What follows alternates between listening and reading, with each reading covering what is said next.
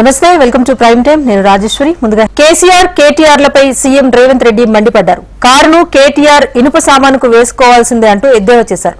20 మంది కాంగ్రెస్ ఎమ్మెల్యేలు టచ్ లో ఉన్నారన్న కేసీఆర్ వ్యాఖ్యలకు రేవంత్ కౌంటర్ ఇచ్చారు. ఎన్నికల తర్వాత కేసీఆర్ దగ్గర ఎంతమంది ఉంటారో చూద్దామన్నారు. ఇక కాంగ్రెస్ వైపు చూస్తే కరెంట్ షాక్ కొట్టిపోతారు అంటూ వార్నింగ్ ఇచ్చారు రేవంత్ రెడ్డి.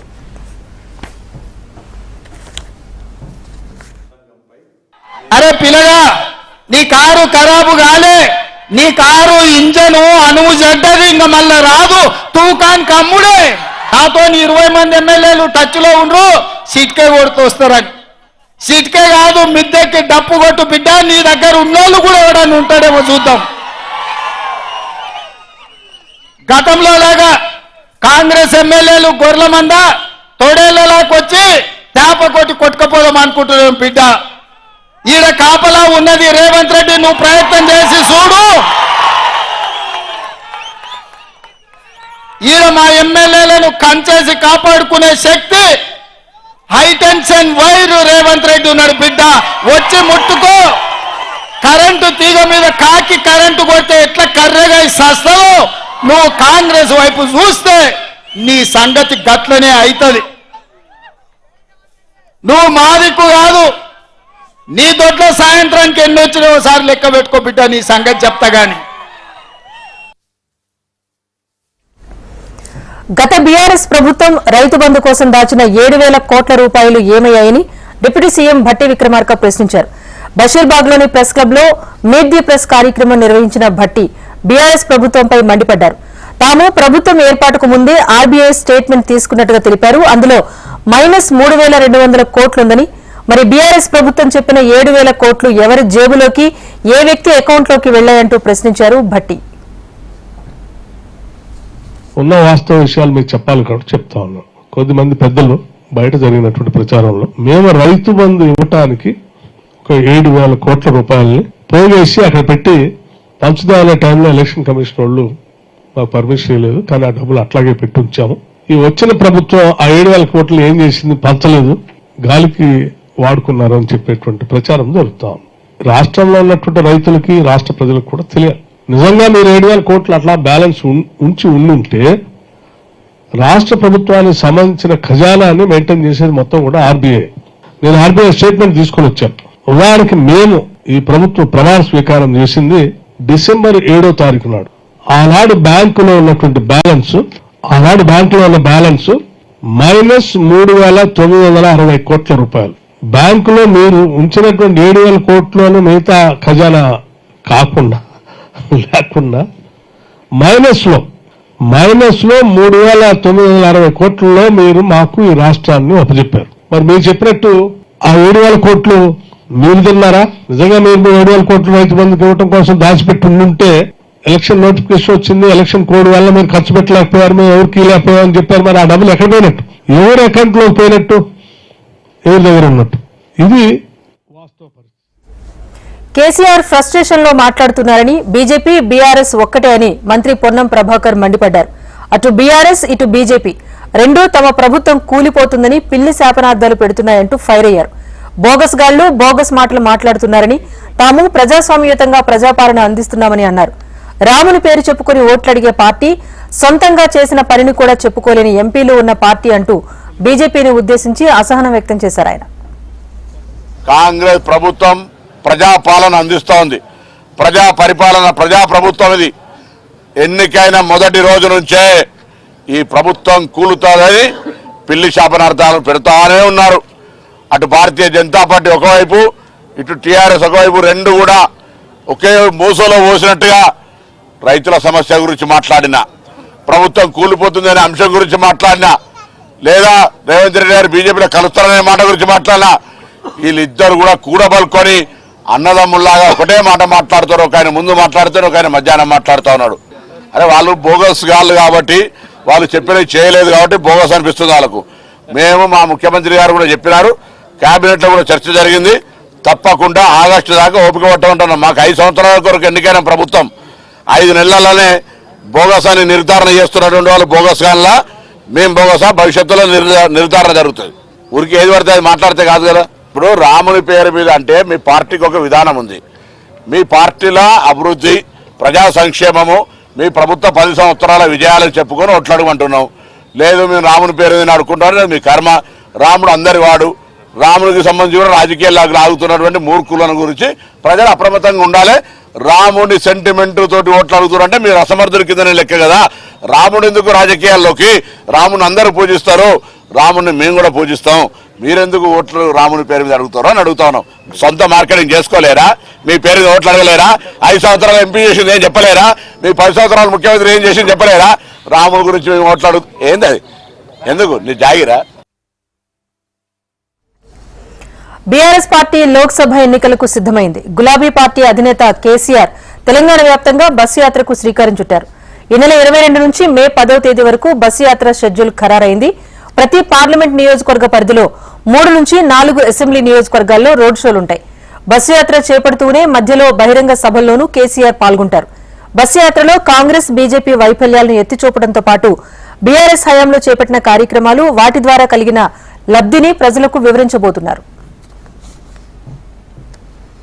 బీఆర్ఎస్ రాష్ట్రాన్ని దోచుకుందని కేంద్ర రక్షణ శాఖ మంత్రి రాజ్నాథ్ సింగ్ అన్నారు. రాష్ట్రం కోసం బలిదానాలు చేసిన వారి ఆత్మలు శాంతించలేదన్నారు. బీజేపీ ప్రభుత్వంలో ఒక్క అవినీతి ఆరోపణ లేదన్నారు. ప్రపంచంలో 5వ ఆర్థిక వ్యవస్థగా ఉన్నామన్నారు. 2047 లోపల 3వ ఆర్థిక వ్యవస్థగా ఎదుగుతామంటూ ధీమా వ్యక్తం చేశారు ఆయన. ఖమ్మం బీజేపీ ఎంపీ అభ్యర్థి తాండ్ర వినోద్ రావు నిర్వహించిన రోడ్ షోలో రాజ్నాథ్ సింగ్ పాల్గొన్నారు. तेलंगाना राज्य जब बना था, तेलंगाना की जनता ऐसी गवर्नमेंट यहाँ पर बने जो कि बिल्कुल करप्शन लेस हो, कोई भ्रष्टाचार न हो और साथ ही साथ तेलंगाना की जनता का कल्याण कर सके. लेकिन बीआरएस यहाँ पर गवर्नमेंट बनी, करप्शन का बोलबाला रहा और जनता त्राही कर रही थी. इसीलिए मैं तेलंगाना की जनता को बधाई देना चाहता हूं कि आप लोगों ने बीआरएस की गवर्नमेंट की यहां से छुट्टी कर दी है. బీఆర్ఎస్ పార్టీకి భవిష్యత్ అనేది లేదని సికింద్రాబాద్ బీజేపీ ఎంపీ అభ్యర్థి కిషన్ రెడ్డి అన్నారు. మళ్లీ వచ్చేది మోదీ ప్రభుత్వమేనని అన్నారు. తెలంగాణను అభివృద్ధి చేసేది మోదీయే అన్నారు. తెలంగాణలో 17 ఎంపీ స్థానాలు గెలుస్తామని ధీమా వ్యక్తం చేశారు. తెలంగాణ ప్రజలను ఓటు అడిగే హక్కు కాంగ్రెస్ పార్టీకి లేదన్నారు. 100 రోజుల్లో గ్యారంటీలు అమలు చేస్తామని చెప్పిన మాట ఏమైందని అన్నారు. అన్ని వర్గాలను కాంగ్రెస్ పార్టీ మోసం చేసిందని ఆరోపించారు కిషన్ రెడ్డి.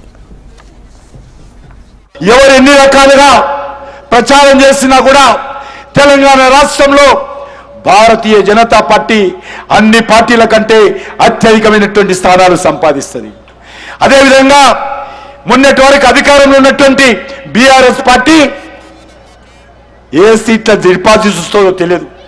డిపాజిట్ కూడా వచ్చే పరిస్థితి ఈరోజు టీఆర్ఎస్ పార్టీకి, బీఆర్ఎస్ పార్టీకి, కేసీఆర్కు లేదు. ఈరోజు ప్రధానమైనటువంటి పోటీ కాంగ్రెస్ పార్టీతో ఉంటుంది. కానీ కాంగ్రెస్ పార్టీ కూడా మనవి చేస్తా ఉన్నాను, తెలంగాణ ప్రజల ఓటు అడిగే నైతిక హక్కు కాంగ్రెస్కు లేదు.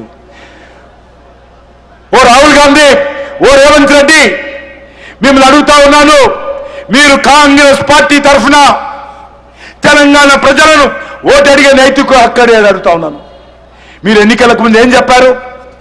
మేము అధికారంలోకి వస్తే 100 రోజుల్లో 6 గ్యారంటీలు పూర్తి చేస్తామన్నారు. మరి ఎక్కడ పోయినాయి ఇవి? గ్యారంటీలా, కాంగ్రెస్ పార్టీ గ్యారంటీలా చెప్పాల్సిన అవసరం ఉంది. బీజేపీతోనే రైతులకు సంక్షేమమని అన్నారు నిజామాబాద్ ఎంపీ ధర్మపురి అరవింద్. నిజామాబాద్ లోక్సభ ఎంపీ అభ్యర్థిగా బీజేపీ తరపున ధర్మపురి అరవింద్ నామినేషన్ దాఖలు చేశారు. పసుపు రైతులతో కలిసి నామినేషన్ కేంద్రానికి వెళ్లారు. నామినేషన్ డిపాజిట్ డబ్బులను నిజామాబాద్ పార్లమెంట్ పరిధిలోని పసుపు రైతులు అరవింద్ కు అందించారు. రైతులు పండించిన పంటలకు మద్దతు ధరతో పాటు మార్కెటింగ్ సదుపాయం కోసం కృషి చేస్తానన్నారు. దేశాన్ని ఫుడ్ ప్రాసెసింగ్ హబ్ గా మార్చాలి అనేదే బీజేపీ సంకల్పమన్నారు. ఆర్మూర్ను సీడ్ హబ్ గా మారుస్తామని హామీ ఇచ్చారు. ఇవాళ నిజామాబాద్ పార్లమెంట్ నియోజకవర్గ భారతీయ జనతా పార్టీ అభ్యర్థిగా ఫస్ట్ సెట్ నామినేషన్ దాఖలు చేయడం జరిగింది. పసుపు రైతుల సమక్షంలో వాళ్ళ ఆశీర్వాదంతో నా ఎలక్షన్ డిపాజిట్ కూడా పూర్తిగా పసుపు రైతులు వాళ్ళు సమకూర్చి నాకు ఇవ్వటం ఎంతో అదృష్టంగా భావిస్తా ఉన్నాను. వాళ్ళకి ధన్యవాదాలు తెలియజేస్తా ఉన్నాను. వాళ్ళందరితో కలిసి రావటం మీరందరూ చూసిండ్రు. మా మేనిఫెస్టోలో కూడా ఉంది సెల్ఫ్ హెల్ప్ గ్రూప్స్ కి అనుసంధానం చేయటం, మహిళా గ్రూపుల్ని కూడా ఈ వాల్యూ యాడెడ్ సర్వీస్ లో వాళ్ళు పాలు పంచుకునేటట్టు విధానం భారతీయ జనతా పార్టీ మేనిఫెస్టోలో ఉంది. భారతదేశాన్ని ఫుడ్ ప్రాసెసింగ్ హబ్ గా ప్రపంచంలోనే తీర్చిదిద్దాలన్నది మా సంకల్ప పత్రంలో ఉంది. అటువంటి బడ్జెట్ ని, అటువంటి సంకల్పాన్ని పూర్తి స్థాయిలో వాడుకొని మేము ఇందూరు పార్లమెంట్ నియోజకవర్గంలో ఇవన్నీ సర్వీసెస్ తీసుకొచ్చి తద్వారా ఎంప్లాయ్మెంట్ వేల సంఖ్యలో పెంచుతాము. గల్ఫ్ వలసలు ఆపుతాము. గల్ఫ్ లో ఉన్న సోదరులు కూడా తమ తమ కుటుంబాల దగ్గరికి, తమ తమ గ్రామాలకి రిటర్న్ వచ్చేటట్టు కూడా మేమందరం కృషి చేస్తాం. పార్టీ తరఫున భారతీయ జనతా పార్టీ ఎంపీగా 2వ టర్మ్ లో ఇదంతా మా మేజర్ అజెండాగా. ఏఐఎంఐఎం అధ్యక్షుడు ఎంపీ అసదుద్దీన్ ఓవైసీ శుక్రవారం నామినేషన్ దాఖలు చేశారు. ఓవైసీ శుక్రవారం ప్రార్థనలు ముగిసిన వెంటనే మక్కా మస్జిద్ నుంచి కాలినడకన నామినేషన్ ర్యాలీలో పాల్గొన్నారు. మద్దతుదారులు, కార్యకర్తలు భారీగా తరలివచ్చారు. అసదుద్దీన్ ఓవైసీ జిందాబాద్, ఎంఐఎం జిందాబాద్ నినాదాలతో కార్యకర్తలు హోరెత్తించారు. భారీ భద్రత నడుమ హైదరాబాద్ జిల్లా కలెక్టరేట్ లో తన కుమారుడు సుల్తాన్ సలావుద్దీన్ ఓవైసీతో కలిసి నామినేషన్ దాఖలు చేశారు.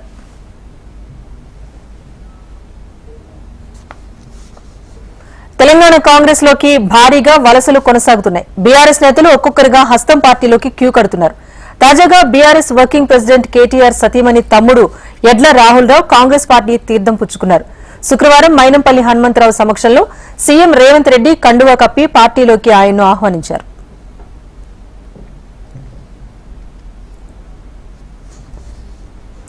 గ్రేటర్ హైదరాబాద్ పరిధిలో బీఆర్ఎస్ కు మరో షాక్ తగిలింది. కాంగ్రెస్ గూటికి చేరేందుకు మరో ఎమ్మెల్యే సిద్దమయ్యారు. రాజేంద్ర నగర్ బీఆర్ఎస్ ఎమ్మెల్యే ప్రకాష్ గౌడ్ హస్తం పార్టీలో చేరేందుకు రంగం సిద్దం చేసుకున్నారు. సీఎం రేవంత్ రెడ్డిని కలిసిన ఆయన కాంగ్రెస్ పార్టీలో జాయిన్ అయ్యేందుకు సుముఖత వ్యక్తం చేశారు. అనుచరులతో కలిసి కాంగ్రెస్ పార్టీలో చేరుతానని సీఎంకు ప్రకాష్ గౌడ్ తెలిపినట్టుగా సమాచారం. ఫ్యాన్ కు ఓటు వేస్తేనే పథకాలు అమలవుతాయని సీఎం జగన్మోహన్ రెడ్డి స్పష్టం చేశారు. ఫ్యాన్ కు ఓటు వేస్తేనే పిల్లలకు నాణ్యమైన విద్య అందుతుందన్నారు. ఫ్యాన్ కు ఓటు వేస్తే లంచాలు, వివక్షలేని పాలన లభిస్తుందన్నారు. చంద్రబాబు సాధ్యం కాని హామీలు ఇస్తున్నారని అన్నారు. బాబు హామీలు నమ్మి మోసపోవద్దని ప్రజలను జగన్ కోరారు.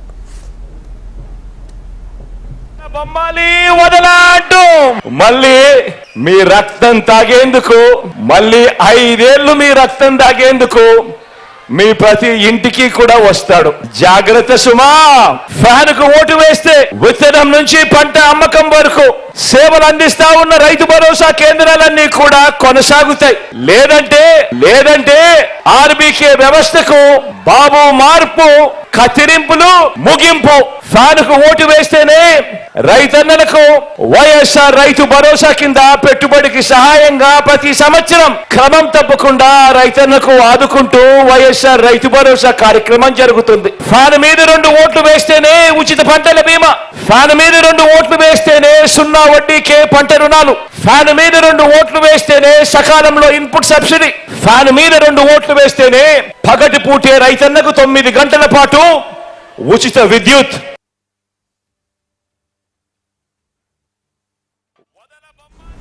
వైసీపీని చిత్తుగా ఓడించడం కూటమికే సాధ్యమన్నారు టీడీపీ అధినేత చంద్రబాబు. కూటమి అభ్యర్థులు బ్రహ్మాండమైన మెజార్టీతో గెలుస్తారంటూ ధీమా వ్యక్తం చేశారు.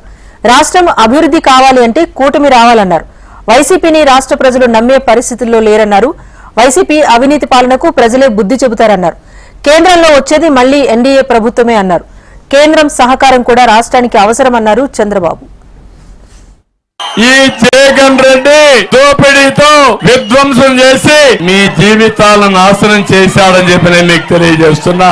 ఇంకో పక్క పాలించమని అధికారం ఇస్తే రాష్ట్రాన్ని, అన్ని వ్యవస్థల్ని, అన్ని రంగాలని సర్వనాశనం చేసి నిన్నటి వరకు పరదాలు కట్టుకొని తిరిగిన వ్యక్తి ఇప్పుడు మళ్లీ రోడ్డు మీదకి వచ్చి మీ నెత్తిన చేయి పెట్టే పరిస్థితికి వచ్చాడు. జాగ్రత్తగా ఉండమని మిమ్మల్ని అందరినీ కోరుతున్నా. నేను ఒకే విషయం అడుగుతున్నా, ఈ రాయలసీమకి ఒక్క సాగునీటి ప్రాజెక్ట్ ఇచ్చాడా తమ్ముళ్ళు అని అడుగుతున్నా. సాగునీరు ఇచ్చారా అని మిమ్మల్ని అడుగుతున్నా. తాగునీరు ఇచ్చారా అని మిమ్మల్ని అడుగుతున్నా. ఇది నా సవాల్. సమాధానం చెప్పమని ఈ జగన్ రెడ్డిని డిమాండ్ చేస్తున్నానని చెప్పి కూడా నేను మీకు తెలియజేస్తున్నా. వచ్చే ఎన్నికల్లో జగన్మోహన్ రెడ్డి నాయకత్వాన్ని బలపరచాలని మంత్రి బొత్స సత్యనారాయణ కోరారు.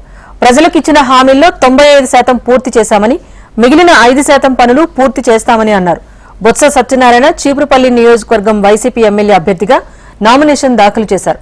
పార్టీ కార్యాలయం నుంచి చీపురుపల్లి ఆర్టీసీ కాంప్లెక్స్ వరకు వైసీపీ శ్రేణులతో భారీ ర్యాలీ చేపట్టారు. అనంతరం చీపురుపల్లి ఆర్డీఓ కార్యాలయంలో బొత్స నామినేషన్ దాఖలు చేశారు.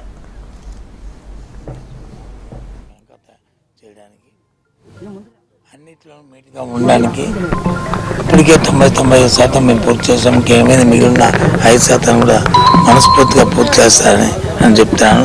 ఇవాళ వేసే ఓటు మా ప్రజలు వేసే ఓటు, నాకు వేసే ఓటు ఆ ప్రజలకు ఒక భరోసా, నాకు వేసే ఓటు ప్రజలకు ఒక ధైర్యం, నాకు వేసే ఓటు చీపురుపల్లి జనానికి ఒక అభివృద్ధికి పోటుగా నేను భావిస్తూ నా కర్తవ్యాన్ని నిర్వర్తిస్తానని వాళ్ళందరికీ ఇందాక చెప్పాను. అదే మాట మీద నిలబడుతూ రాబోయే కాలం కూడా మంచి చేస్తానని మీ ద్వారా తెలియజేస్తూ ప్రజలందరూ జగన్మోహన్ రెడ్డి గారిని నాయకత్వాన్ని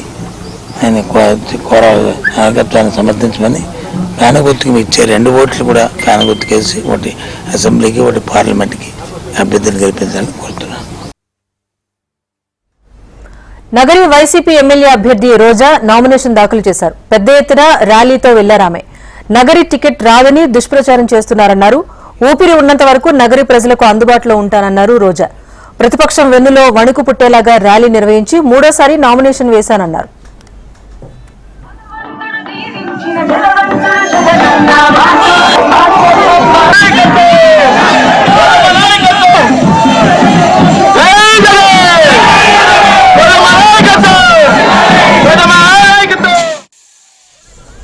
శ్రీ సత్యసాయి జిల్లా హిందూపురం ఎమ్మెల్యే నందమూరి బాలకృష్ణ నామినేషన్ దాఖలు చేశారు. సూగూరు ఆంజనేయ స్వామి దేవస్థానంలో బాలకృష్ణ దంపతులు ప్రత్యేక పూజలు నిర్వహించారు. అనంతరం రిటర్నింగ్ ఆఫీసర్ కార్యాలయంలో నామినేషన్ దాఖలు చేశారు. నందమూరి బాలకృష్ణ సతీమణి వసుంధరాదేవి కూడా ఒక డమ్మీ నామినేషన్ సెట్ ను దాఖలు చేశారు. బాలకృష్ణ అభిమానులు, టీడీపీ కార్యకర్తలు, కూటమి నాయకులు జై బాలయ్య అంటూ నినాదాలు చేశారు.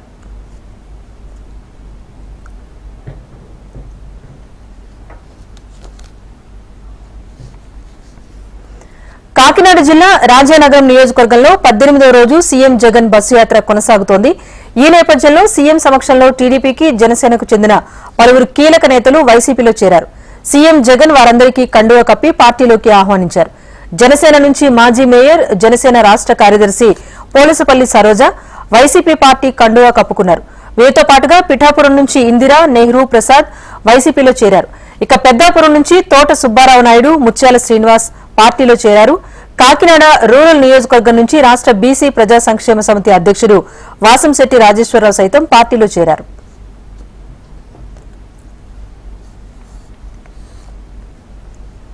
ఢిల్లీ లిక్కర్ స్కామ్ కేసులో కీలక మలుపు చోటు చేసుకుంది. గతంలో ఈడీ కేసులో అప్రూవర్ గా మారిన నిందితుడు శరత్ చంద్రారెడ్డి సీబీఐ నమోదు చేసిన కేసులోనూ అప్రూవర్ గా మారారు. సెక్షన్ 164 కింద సీబీఐ కోర్టులో వాంగ్మూలం ఇచ్చారు. ఆయన వాంగ్మూలాన్ని ప్రత్యేక కోర్టు జడ్జి నమోదు చేసుకున్నారు. దీంతో మద్యం వ్యవహారంలో సీబీఐ, ఈడీ వేర్వేరుగా నమోదు చేసిన 2 కేసుల్లోనూ శరత్ చంద్రారెడ్డి అప్రూవర్ గా మారినట్లయింది. ఢిల్లీ మద్యం వ్యవహారం కేసులో ఇటీవల ఎమ్మెల్సీ కవితను సీబీఐ అరెస్ట్ చేసిన విషయం తెలిసిందే. శరత్ చంద్రారెడ్డిని కవిత బెదిరించారంటూ సీబీఐ కోర్టుకు తెలిపింది. శరత్ చంద్రారెడ్డిని 25 కోట్లు ఇవ్వాలి అంటూ కవిత డిమాండ్ చేశారని న్యాయస్థానానికి వివరించింది.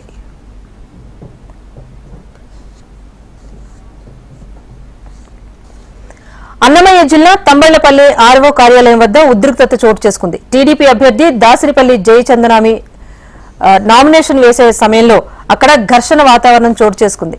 బారికేడ్లను దాటి లోపలికి చొచ్చుకొచ్చిన కార్యకర్తలను పోలీసులు అడ్డుకోవడంతో వారిపైకి జయచంద్రారెడ్డి వర్గీయులు రాళ్లు రువ్వారు. ట్రైనీ డీఎస్పీ ప్రశాంత్ కు రాయి తగలటంతో స్వల్పంగా గాయమైంది.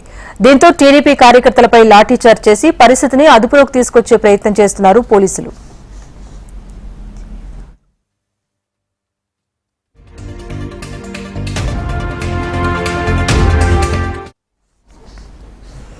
పశ్చిమ గోదావరి జిల్లా తణుకులో నామినేషన్ల కోలాహలం ఒక పక్క, మరోపక్క ఉద్రిక్త వాతావరణం నెలకొన్నాయి. మొదట మంత్రి కారుమూరి నాగేశ్వరరావు నాయకులు, అభిమానులతో కలిసి కోలాహలంగా నామినేషన్ కేంద్రానికి తరలి వెళ్లారు. మంత్రి ఆర్ఓ కేంద్రంలో ఉండగా అటుగా టీడీపీ నాయకులు, కార్యకర్తలతో కలిసి భారీ ర్యాలీ చేపట్టింది. అయితే నామినేషన్ దాఖలు చేసే కేంద్రం బయట ఇటు టీడీపీ కార్యకర్తలు, అటు వైసీపీ కార్యకర్తలు ఒక్కసారిగా నినాదాలు చేయడంతో వాతావరణం వేడెక్కింది. టీడీపీ మాజీ ఎమ్మెల్యే అరిమిల్లి నామినేషన్ వేయడానికి వెళ్తూ ఉండగా రెండు పార్టీల నాయకులు పోటాపోటీ నినాదాలు చేసుకున్నారు. మంత్రి కారుమూరి నామినేషన్ వేసి బయటకు వస్తూ ఉండగా ఇరు పార్టీల నాయకుల మధ్య తోపులాట చోటు చేసుకుంది. దీంతో అక్కడ ఒక్కసారిగా ఉద్రిక్త పరిస్థితి నెలకొంది.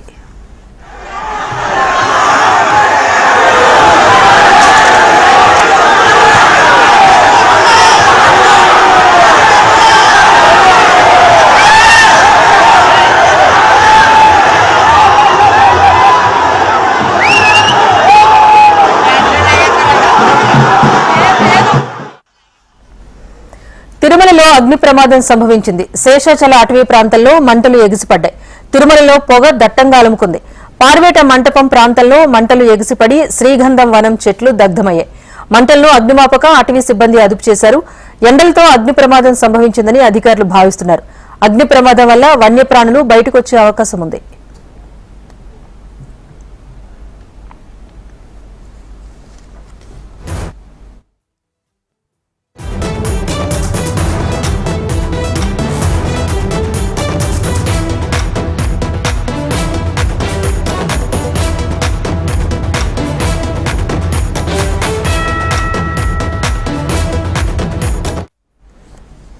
హైదరాబాద్ మాదాపూర్ లో ఎస్ఓటీ పోలీసులు సోదాలు నిర్వహించారు. ఐపీఎల్ టికెట్లు బ్లాక్ లో సాఫ్ట్వేర్ ఉద్యోగులు విక్రయిస్తున్నారన్న సమాచారం తెలుసుకుని పోలీసులు వారిని అదుపులోకి తీసుకున్నారు. ఒక్కో టికెట్ 10,000 నుంచి 15,000 రూపాయలకు విక్రయిస్తున్నట్లుగా పోలీసులు గుర్తించారు. ఎస్ఆర్హెచ్ వర్సెస్ ఆర్సీబీ మ్యాచ్ కు సంబంధించిన టికెట్లను స్వాధీనం చేసుకున్నారు. ముగ్గురు నిందితులను అదుపులోకి తీసుకుని విచారిస్తున్నారు. ఎన్నో దేశాలకు భారత్ ఆయుధాలు సరఫరా చేస్తోందని ప్రధాని నరేంద్ర మోదీ అన్నారు. ఫిలిప్పీన్స్ కు బ్రహ్మోస్ సూపర్ సోనిక్ క్రూయిజ్ క్షిపణులు ఎగుమతి చేస్తోందని తెలిపారు. ఎన్నో దశాబ్దాలు అధికారంలో ఉన్న కాంగ్రెస్ దేశ రక్షణ వ్యవస్థను బలహీనపరిచిందంటూ ఆరోపించారు. ఉగ్రవాదులకు సరఫరా చేసే పొరుగు దేశం నేడు పిండి కోసం పాట్లు పడుతోందంటూ ఆరోపించారు. भारत ने 21,000 करोड़ रुपए के हथियार दूसरे देशों को बेचे हैं. अब हम ब्रह्मोस मिसाइल को भी एक्सपोर्ट कर रहे हैं. और आज जब मैं यहां भाषण कर रहा हूं ना, इसी समय हमारा ब्रह्मोस मिसाइल विदेश जाने के लिए, सप्लाई के लिए, डिलीवरी के लिए थोड़ी देर में चल पड़ेगा. इस मिसाइल का पहला बैच आज फिलीपींस जा रहा है. లోక్సభ ఎన్నికల కోసం కేంద్ర హోంమంత్రి అమిత్ షా నామినేషన్ దాఖలు చేశారు. గుజరాత్లోని గాంధీనగర్ సిట్టింగ్ ఎంపీగా ఉన్న ఆయన నామినేషన్ దాఖలు చేశారు. రాష్ట్ర రాజధాని గాంధీనగర్ కలెక్టర్ జిల్లా ఎన్నికల అధికారికి నామినేషన్ పత్రాలు సమర్పించారు. అమిత్ షా వెంట గుజరాత్ సీఎం భూపేంద్ర పటేల్ ఉన్నారు. గాంధీనగర్ నుంచి షా పోటీ చేస్తూ ఉండగా కాంగ్రెస్ తరపున సోనాల్ పటేల్ బరిలో ఉన్నారు. मैंने लोकसभा के लिए मेरा नामांकन गांधीनगर सीट से भरा है. मेरे लिए एक बड़ा गौरव का विषय है कि जिस सीट पर से इसी क्षेत्र का प्रतिनिधित्व श्रद्धेय अडवाणी जी ने किया, श्रद्धेय अटल जी ने किया, और जिस सीट पर स्वयं नरेंद्र मोदी जी मतदाता है, उस सीट को प्रतिनिधित्व करने का मौका मुझे भारतीय जनता पार्टी ने दिया है. मैं इसी सीट पर से 30 साल से विधायक सांसद रहा हूं. यहीं पे बहुत छोटे से एक बूथ के कार्यकर्ता से संसद तक पहुंचा हूं. अपार प्रेम इस क्षेत्र की जनता ने मुझे दिया है और मोदी जी के नेतृत्व में पहले मुख्यमंत्री के नाते और बाद में प्रधानमंत्री के नाते इस क्षेत्र में తొలి విడత లోక్సభ ఎన్నికల పోలింగ్ ప్రశాంతంగా ముగిసింది. చెదురుమదురు ఘటనలు మినహా ఉదయం నుంచి పోలింగ్ ప్రశాంతంగానే కొనసాగింది. 21 రాష్ట్రాలు కేంద్రపాలిత ప్రాంతాల్లోని 102 లోక్సభ స్థానాలకు తొలి విడతలో పోలింగ్ నిర్వహించారు. 102 లోక్సభ స్థానాల్లో 1,625 మంది అభ్యర్థులు పోటీలో ఉన్నారు.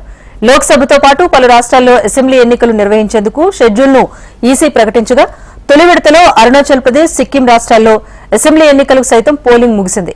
అభ్యర్థుల భవితవ్యం ఈవీఎంలలో నిక్షిప్తమై ఉంది. అభ్యర్థుల ఏజెంట్స్ ముందు ఈవీఎంలను సీల్ చేసి స్ట్రాంగ్ రూమ్స్ కు అధికారులు తరలించారు. జూన్ 4న దేశమంతటా ఒకేసారి ఎన్నికల కౌంటింగ్ జరగనుంది. Okay, total we have 72.09% voting till 7 p.m. in Tamil Nadu. So highest reported from Kallakurichi 75.67% and the least reported from Chennai Central 67.35%. Voting was very peaceful and the number of replacements of EVM was also very less. Wherever little bit of repair was required, that was done. So overall it has been Nagaland Lok Sabha స్థానానికి జరిగిన ఎన్నికల్లో 6 జిల్లాల్లో 0% polling నమోదైంది. స్థానిక ప్రజాప్రతినిధులతో పాటు లక్షల మంది ఓటర్లు ఎన్నికల ప్రక్రియకు దూరంగా ఉన్నారు. దీంతో ఎన్నికల సిబ్బంది 9 గంటల పాటు నిరీక్షించి వెళ్లిపోయారు. నాగాలాండ్లో 6 జిల్లాల పరిధిలో 4 లక్షల మంది ఓటర్లున్నారు. నాగా తెగకు చెందిన వారు ఓటు వేయడానికి ముందుకు రాలేదు. 20 మంది ఎమ్మెల్యేలు కూడా ఓటు హక్కును వినియోగించుకోలేదు. ప్రత్యేక రాష్ట్రం డిమాండ్ చేస్తూ నాగా తెగ ప్రజలు 2010 నుంచి పోరాటం చేస్తున్నారు. 7 గిరిజన తెగలు కలిసి ఈస్టర్న్ నాగాలాండ్ పీపుల్స్ ఆర్గనైజేషన్ గా ఏర్పడి తమ గళాన్ని వినిపిస్తున్నాయి.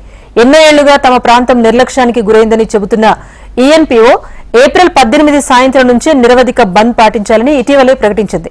దీంతో పోలింగ్ రోజున లక్షల మంది ఓటర్లు ఇళ్లకే పరిమితమయ్యారు. అధికారులు అత్యవసర సేవలు మినహా రోడ్లపై ఏ ఒక్క వ్యక్తి వాహనము కనిపించలేదు. అయినప్పటికీ అక్కడ శాంతియుత వాతావరణమే నెలకొందని అధికారులు వెల్లడించారు. నూతన నావికా దళాధిపతిగా వైస్ అడ్మిరల్ దినేష్ కుమార్ త్రిపాఠి నియమితులయ్యారు. ప్రస్తుతం ఆ హోదాలో ఉన్న అడ్మిరల్ ఆర్ హరికుమార్ ఈ నెల 30న పదవీ విరమణ చేయనున్నారు. అనంతరం దినేష్ కుమార్ త్రిపాఠి బాధ్యతలు స్వీకరించనున్నారు. ప్రస్తుతం త్రిపాఠి భారత నావికాదళ వైస్ చీఫ్ గా వ్యవహరిస్తున్నారు. 1964 మే 15న జన్మించిన ఆయన 1985 జూలై 1న భారత నేవీ ఎగ్జిక్యూటివ్ విభాగంలో చేరారు. కమ్యూనికేషన్, ఎలక్ట్రానిక్ వార్ఫేర్ లో ఎక్స్పర్ట్ గా పేరుగాంచిన త్రిపాఠి వివిధ హోదాల్లో పనిచేశారు. వైస్ చీఫ్ గా బాధ్యతలు చేపట్టడానికి ముందు వెస్టర్న్ నావల్ కమాండ్ గా flag officer commanding in chief గా కూడా బాధ్యతలు నిర్వర్తించారు. ఐఎన్ఎస్ వినాష్ ను కమాండ్ చేసిన అనుభవం త్రిపాఠికి ఉండటంతో అడ్మిరల్ గా నియమితులయ్యారు. దుబాయ్లో భారీ వర్షాల నేపథ్యంలో యూఏఈలోని ఇండియన్ ఎంబసీ కీలక ప్రకటన చేసింది. దుబాయ్కి వెళ్లేవారు, స్థానిక అంతర్జాతీయ విమానాశ్రయం మీదుగా ఇతర ప్రాంతాలకు వెళ్లేవారు, అత్యవసరం లేనివారు ప్రయాణాలు రీషెడ్యూల్ చేసుకోవాలని సూచించింది. భారీ వరదల కారణంగా కార్యకలాపాలు సాధారణ స్థితికి వచ్చేంత వరకు సూచనలను పాటించాలని కోరింది. విమానయాన సంస్థ నుంచి ధృవీకరణ వచ్చిన తర్వాతనే ప్రయాణికులు ఎయిర్పోర్టుకు వెళ్లాలని పేర్కొంది. భారత పౌరుల సహాయం కోసం దుబాయ్ ఎయిర్పోర్టులో హెల్ప్ లైన్ ఏర్పాటు చేసినట్టుగా కూడా తెలిపింది. దుబాయ్ వరదలతో ఎయిర్ ఇండియా తమ విమాన సర్వీసులను రద్దు చేస్తోంది. బిజినెస్ అప్డేట్ చూస్తే దేశీయ స్టాక్ మార్కెట్లు వరుస నష్టాలకు బ్రేక్ వేసింది. సెన్సెక్స్ 71,999 పాయింట్ల వద్ద నష్టాల్లో ప్రారంభమైంది. మధ్యాహ్నం తర్వాత ఒక్కసారిగా మార్కెట్ పుంజుకుంది. ఇంట్రాడేలో 71,999 పాయింట్ల నుంచి 73,999 పాయింట్ల మధ్య కదలాడింది. చివరకు 599 పాయింట్లు లాభపడి 73,088 పాయింట్ల వద్ద ముగిసింది. అటు నిఫ్టీ 151 పాయింట్లు లాభపడి 22,147 పాయింట్ల వద్ద స్థిరపడింది. డాలర్తో రూపాయి మారకం విలువ ₹83.46గా ఉంది. ఇది prime time update. Keep watching HM TV. వార్త ఆగదు, నిజం దాగదు.